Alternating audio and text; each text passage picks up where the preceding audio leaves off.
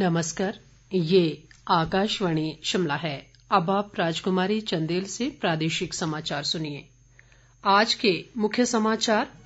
राज्य सरकार घरों में उपचाराधीन कोरोना मरीजों को अस्पताल स्थानांतरित करने के लिए चिन्हित सामुदायिक स्वास्थ्य केंद्रों में उपलब्ध करवाएगी अतिरिक्त वाहन। मुख्यमंत्री जयराम ठाकुर ने कहा, प्रधानमंत्री नरेंद्र मोदी के सशक्त नेतृत्व के प्रयासों से देश में 34 वर्षों बाद लागू हुई नई शिक्षा नीति। केंद्रीय कृषि मंत्री ने किसान आंदोलन जल्द समाप्त होने की जताई उम्मीद, कहा न्यूनतम समर्थन मूल्य व्यवस्था रहेगी जारी। और प्रदेश में आज अभी तक कोरोना के 395 नए मामलों की पुष्टि, मृतकों की संख्या 700 के पार। कोविड-19 महामारी के खिलाफ देश एकजुट होकर लड़ रहा है। आप भी हमारे साथ सुरक्षा और बचाव के 3 आसान एहतियाती उपायों का संकल्प लें। कोविड-19 से बचाव और सुरक्षित रहने के 3 उपाय। मास्क लगाएं, 2 गज दूरी है जरूरी, सुरक्षित दूरी रखें, हाथ और मुंह साफ रखें। अब समाचार विस्तार से। मुख्यमंत्री जयराम ठाकुर ने कहा है कि प्रदेश में घरों में उपचाराधीन कोरोना मरीजों को आवश्यकता अनुसार उपचार के लिए अस्पतालों में स्थानांतरित करने के लिए सरकार अतिरिक्त वाहन प्रदान करेगी। शिमला में आज एक बैठक में उन्होंने कहा कि इससे मरीजों, विशेषकर ग्रामीण क्षेत्रों में काफी सुविधा होगी। उन्होंने बताया कि इसके अलावा आपातकालीन सेवाओं को और सुदृढ़ करने के लिए जिलों के स्वास्थ्य संस्थानों को 30 वाहन प्रदान किए गए हैं। मुख्यमंत्री ने घरों में उपचाराधीन कोविड मरीजों का कुशलक्षेम पूछने के लिए प्रभावी तंत्र विकसित किए जाने की जरूरत पर बल दिया। बैठक में स्वास्थ्य मंत्री राजीव सैजल ने भी अपने सुझाव दिए। इस अवसर पर मुख्य सचिव अनिल खाची ने आश्वस्त किया कि महामारी के प्रसार को रोकने के लिए एसओपी को सख्ती से लागू किया जाएगा। इससे पहले वैक्सपो इंडिया द्वारा राष्ट्रीय शिक्षा नीति पर आयोजित वेबिनार को संबोधित करते हुए मुख्यमंत्री ने कहा कि प्रधानमंत्री नरेंद्र मोदी के सशक्त नेतृत्व के परिणाम स्वरूप ही 34 वर्षों के लंबे अंतराल के बाद नई शिक्षा नीति लागू हुई है। उन्होंने कहा कि प्रदेश सरकार ने भी राज्य में नई शिक्षा नीति को प्रभावशाली तरीके से लागू करने का निर्णय लिया है। मुख्यमंत्री ने कहा कि इस नीति का उद्देश्य ज्ञान, कौशल, मूल्य और प्रवृत्ति का विकास है। इसके अलावा ये नीति देश में बढ़ती विकासात्मक अनिवार्यताओं को भी पूरा करने में सहायक सिद्ध होगी। उन्होंने कहा कि शिक्षा क्षेत्र में भारत ने विश्व स्तर पर महत्वपूर्ण योगदान दिया है।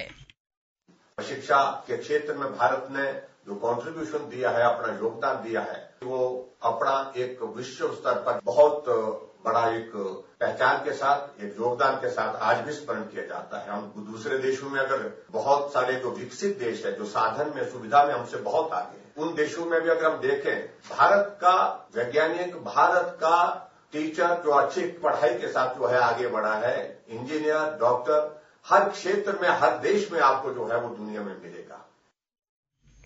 जल शक्ति मंत्री महेंद्र सिंह ठाकुर ने कहा है कि कोरोना मामलों में वृद्धि के चलते राज्य सरकार अस्पतालों में आईसीयू बेड क्षमता बढ़ाने पर जोर दे रही है। उन्होंने आज मंडी जिले में नेरचौक मेडिकल कॉलेज का दौरा करने के बाद ये जानकारी दी।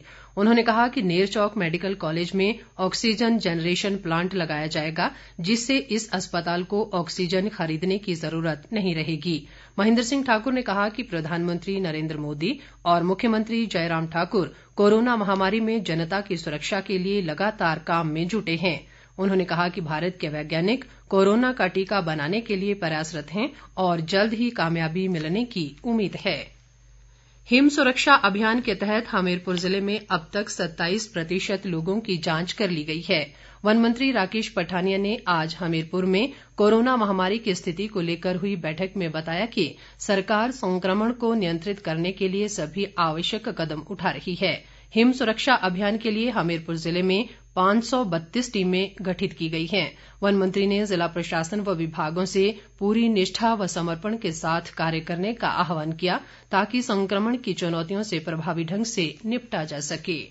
केंद्रीय कृषि मंत्री नरेंद्र सिंह तोमर ने कहा है कि नए कृषि बिलों में न्यूनतम समर्थन मूल्य व्यवस्था बनी रहेगी। उन्होंने कहा कि किसानों को इस बात से डरने की जरूरत नहीं है कि इसे हटाया जा रहा है।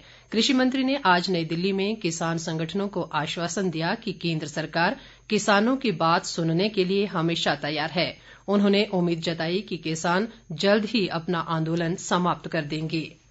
ग्रामीण विकास व पंचायती राज मंत्री वीरेंद्र कंवर ने कहा है कि ऊना जिले के कुटलैहड़ क्षेत्र में पर्यटन विकास के लिए मजबूत बुनियादी ढांचा तैयार किया जा रहा है। उन्होंने उम्मीद जताई कि इससे आने वाले समय में ग्रामीण अर्थव्यवस्था को मजबूती मिलेगी। उन्होंने कहा कि कुटलैहड़ क्षेत्र के अनेक रमणीक स्थलों में वीकेंड टूरिज्म को भी प्रोत्साहित किया जा रहा है।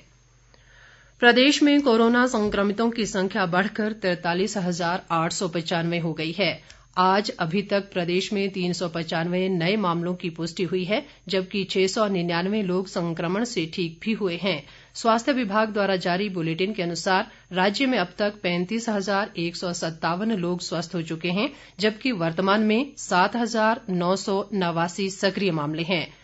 शिमला जिले में अब तक सबसे अधिक 8,177, मंडी जिले में 7,143, जबकि कांगड़ा जिले में 5,778 मामले सामने आ चुके हैं।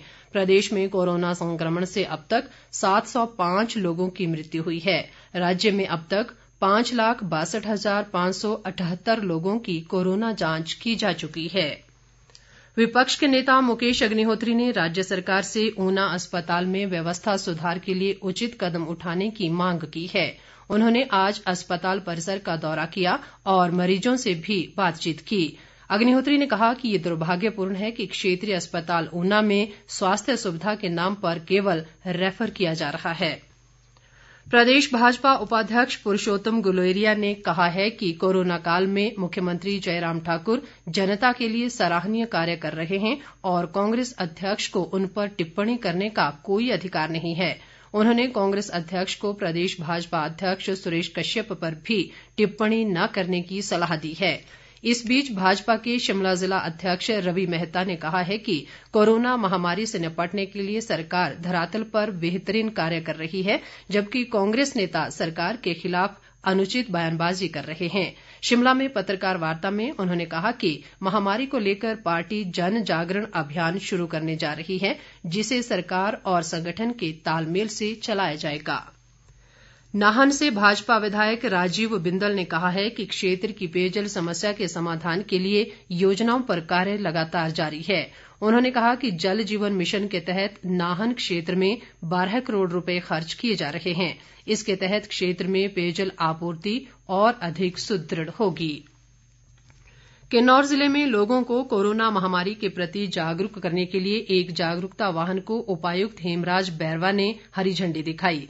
उन्होंने कहा कि ये वाहन गांव-गांव जाकर लोगों को जागरूक करेगा। उपायुक्त ने कहा कि इस वाहन के माध्यम से कोरोना को लेकर मुख्यमंत्री और अन्य गणमान्य लोगों के संदेश भी प्रचारित किए जाएंगे।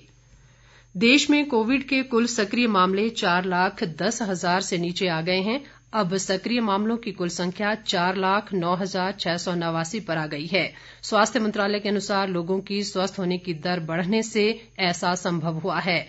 देश में प्रतिदिन रोगियों के स्वस्थ होने की वजह से पिछले 8 दिनों में दर्ज होने वाले दैनिक मामलों में कमी आई है। स्वस्थ होने वालों की दर बढ़ने से स्वस्थ दर 94.28% हो गई है।